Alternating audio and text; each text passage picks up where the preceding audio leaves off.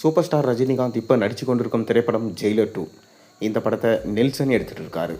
மேலும் இந்த ஜெயிலர் 2 படம் அடுத்த வருஷம் ஜூன் மாதம் ரிலீஸ் ஆகும் என ரஜினிகாந்தே சொல்லிட்டாரு.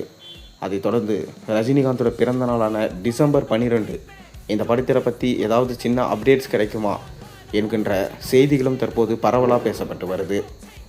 மேலும் சூப்பர் ஸ்டாரோடைய பிறந்த நாளுக்கு தான் ஜெயிலர் 1 படத்துடைய அப்டேட்டை விட்டு ஜெயிலர் படமும் பார்த்தீங்கன்னா செம பிளாக் பஸ்டர் ஹிட் ஆனது.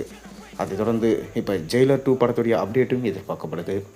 மேலும் இந்த ஜெயிலர் 2 படத்தில் சூப்பர் ஸ்டார் ரஜினிகாந்தோடு சேர்ந்து ரம்யா கிருஷ்ணன், சுனில், யோகி பாபு, தமன்னா, ரெடின் கின்ஸ்லி, சிவராஜ்குமார், மோகன்லால், ஜாக்கி ஷராஃப், பாலையா, எஸ்.ஜே. சூர்யா, சுராஜ் வெஞ்சமுரு போன்ற மிக முக்கியமான நடிகர்கள் இந்த படத்தில் நடிச்சிட்டு வராங்க. சமீபத்தில் தான் இந்த படத்தில் விஜய் சேதுபதியும் இணைந்திருக்கிறதா ஒரு தகவல் போய்கொண்டிருக்கு. மேலும் நெல்சன் இந்த படத்தை பார்த்து ஷூட்டிங் எடுத்துகிட்டு வராரு. ஜெயிலர் 1 படம் எந்தளவுக்கு ஹிட்டோ அதே போல் இந்த படத்தையும் ஹிட்டாக்கிட வேண்டும் என அயராது உயர்ச்சிட்டு வராரு நெல்சன்.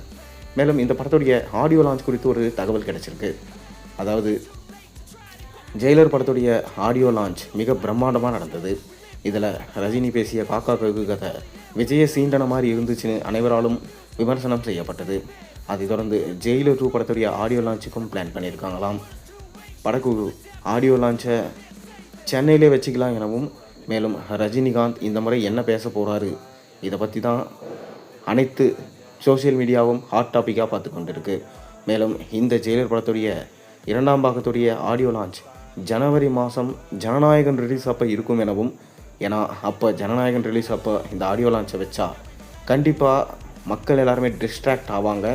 விஜய்க்கு எப்படி இருந்தாலும் ஜனநாயகன் படம் அடி வாங்கும் என திமுக தரப்பிலிருந்து முடிவு பண்ணதாக சொல்லப்படுகிறது.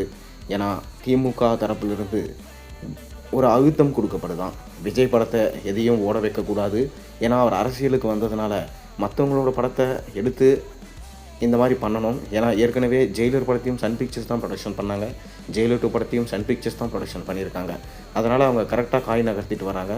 மேலும் இந்த ஆடியோ லான்ச்சை வச்சு ஜனநாயகன் ரிலீஸ் அப்போ ஒரு பெரிய சம்பவத்தை பண்ணணும் என சன் பிக்சர்ஸும் ரெட் ஜெயின் மூவிஸும் முடிவு பண்ணதாக சொல்லப்படுது.